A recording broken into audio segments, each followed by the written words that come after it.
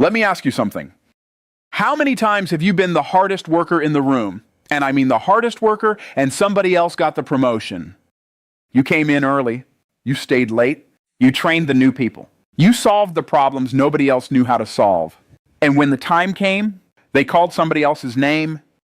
Now, some of you went home and thought, maybe I need to work harder. Some of you thought, maybe it's the way I dress, the way I talk, the way I carry myself. And some of you, the ones who are really paying attention, started asking a different question. Was that promotion ever really mine to begin with? Today, I'm going to answer that question for you. And I want you to hear me clearly, because this might be the most important thing anybody has said to you about money, about your career, and about your future in a very long time. The promotion they never give black people is not senior manager. It's not vice president. It's not even C-suite. The promotion they never give you is owner. And today, I'm going to show you how to take it anyway. Let me take you back to a version of Myron Golden that most people don't know about. I grew up poor, and I mean poor in the way where you don't call it poor because everybody around you is in the same situation and that just feels like normal. I did what I was told. I went to school. I genuinely believed, that if you worked hard enough, kept your head down, and did your job with excellence, the system would reward you. Write that down because I want you to see exactly where the lie lives. The system will reward you. Here's what the data actually says. Black Americans make up about 13% of this country's population. But of all Fortune 500 CEO positions, black executives hold fewer than 1% of them. The racial wealth gap between the median white family and the median black family is over $150,000. Not because black people are lazy, not because black people are less intelligent, but because the system was designed to reward certain people at the top and everybody else gets wages. And here's the part that hit me the hardest when I finally understood it. A promotion inside someone else's company is still someone else's company. They give you a better title. They give you a better salary. They might even give you a corner office with a view. But at the end of the day, you are still the person building their dream.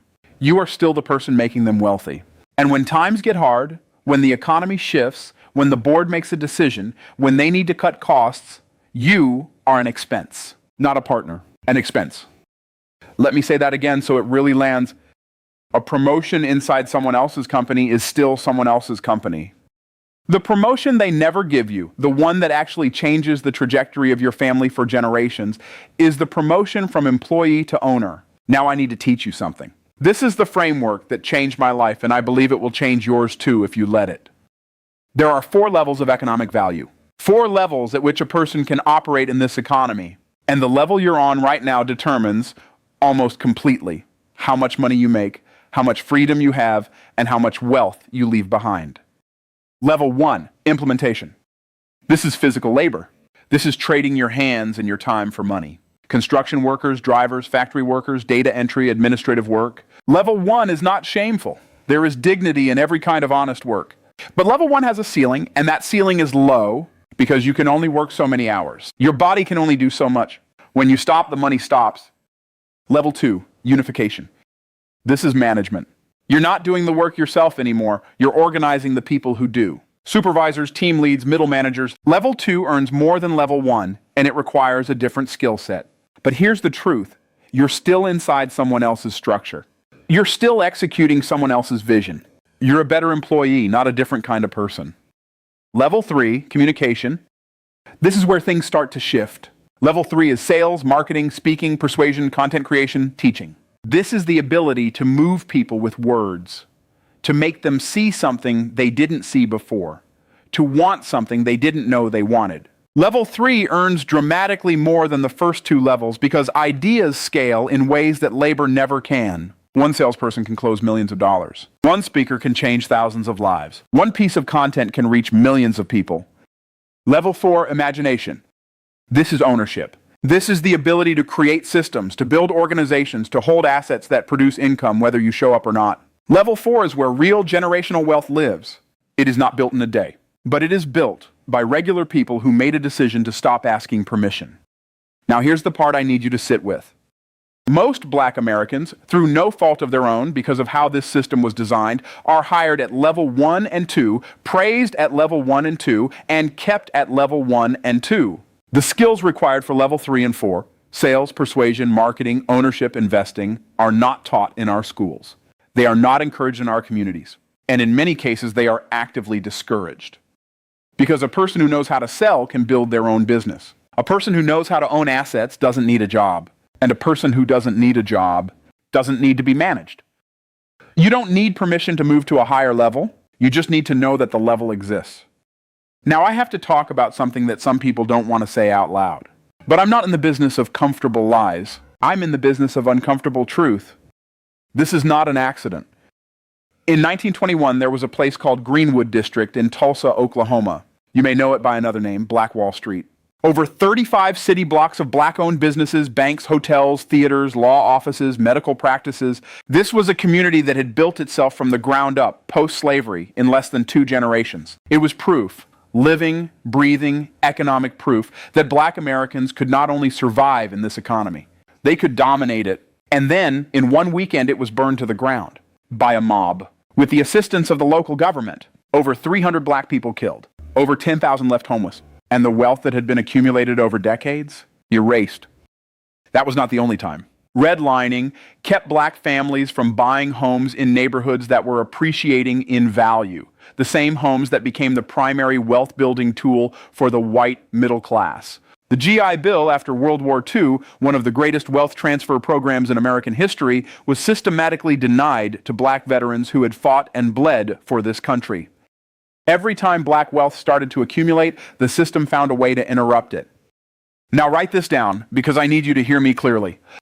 I am not telling you this to make you angry. I am telling you this to wake you up. Because here is what I know about our people. We are resilient. We have rebuilt before. We have created from nothing before. We have made a way out of no way before, and we will do it again. But we cannot do it if we are still waiting for a system that was not built for us to finally decide to be fair. Proverbs 13:22 says, "A good man leaves an inheritance for his children's children." That's not a suggestion. That's not a nice idea. That is a command. And the responsibility to fulfill that command belongs to us. Not to the government. Not to the companies that employ us. To us. The victim mindset looks backward and asks, "What was done to me?" That's a legitimate question, but it is not a profitable question. The builder mindset looks forward and asks, "What am I going to build?" That question changes everything. All right, enough diagnosis. Let's talk about the prescription. Here are 5 steps, not theory, not motivation, not inspiration. 5 actual steps you can take to claim the promotion that nobody is going to hand you. Most people wake up every morning asking some version of, "How do I get further ahead in my career?" And that question will get you an answer. But it's the wrong answer, because that question keeps you inside someone else's game. The question I want you to start asking, starting tomorrow morning, is this: what am I building for myself? That is a completely different question. That question pulls your energy, your attention, your creativity towards something you own, something that belongs to you. Something that nobody can lay off, downsize, or restructure out of existence. When you change the question, you change the direction of your entire life. This one is going to hit some of you hard. Ready? Whatever you do at your job right now, whatever skill, whatever ability, whatever thing they hired you to do, somebody out there would pay for that. As a service, as a product, as a result. You're a great organizer? There are businesses that would pay for an operations consultant. You can write clearly and persuasively. There are companies paying thousands of dollars for copywriters and content strategists. You can sell. You can manage people. You can train. You can teach. You can build systems. Every single one of those skills, the skills they are currently paying you a salary to use, is a business waiting to exist. I'm not telling you to quit your job tomorrow. I'm telling you to start building on the side. Your job can fund your business, but your business cannot fund your job's dream.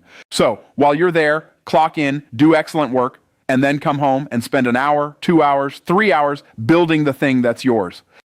Side hustle becomes business. Business becomes empire. It always starts with one customer who isn't your employer. The most valuable skills you can develop in this economy are not technical skills. They are not the skills your company trained you to have. The most valuable skills are the ones they discouraged you from developing. Sales, marketing, copywriting, public speaking, financial literacy, investment strategy.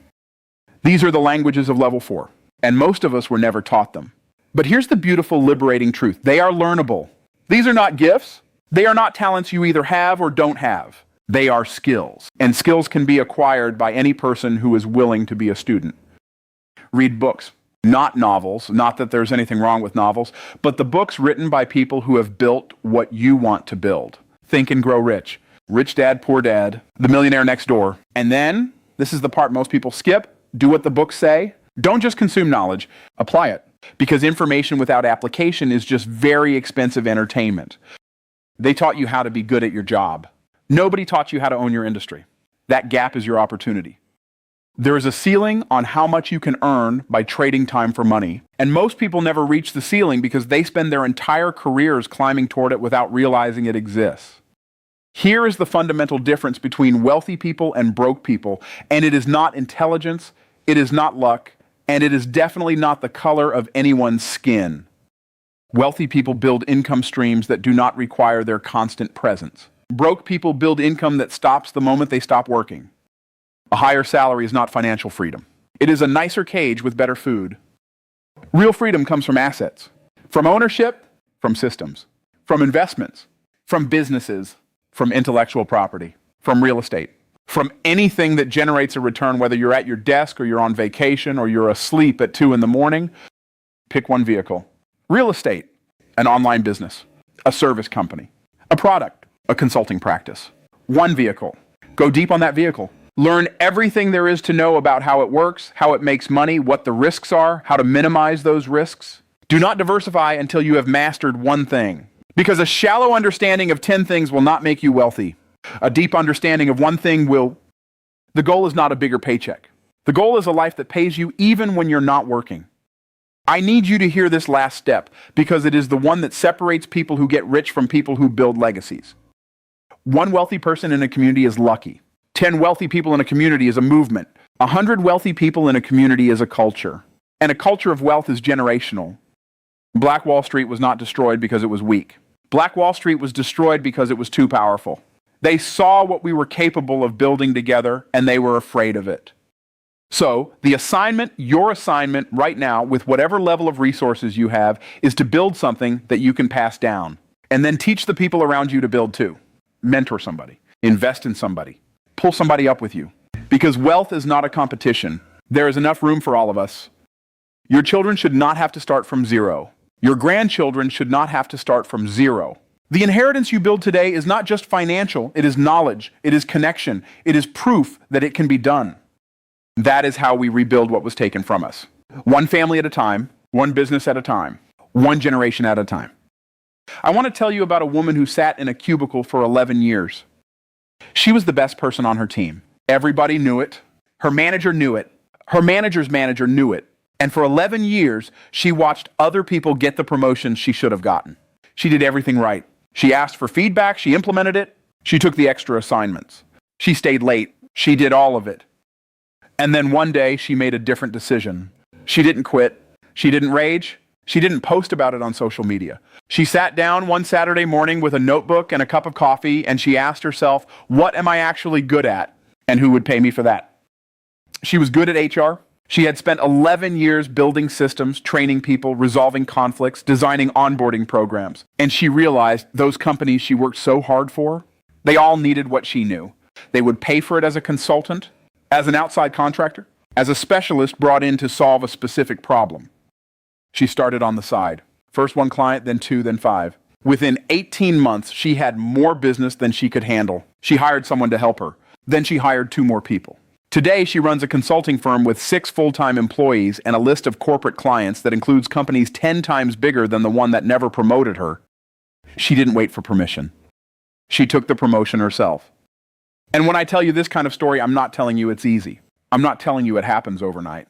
I'm telling you it is possible. And I'm telling you the only thing standing between where you are and where she is a decision. The promotion they would never give her. She gave it to herself. And you can too. Let me bring this home for you. Here's what you learned today. The system was not built to promote you to ownership. Not because you're not qualified. Because owners don't need the system. And the system needs you to need it. Every great wealth building structure that Black Americans have ever built has faced resistance. That is not new information. What is new is your response to that information. Because here is what they could not plan for, what they could not legislate against, what they could not burn down. A made-up mind. They can deny you the promotion. They cannot stop you from building your own company. They can keep you from the meeting. They cannot stop you from starting your own firm. They can keep you out of the neighborhood. They cannot stop you from buying the land.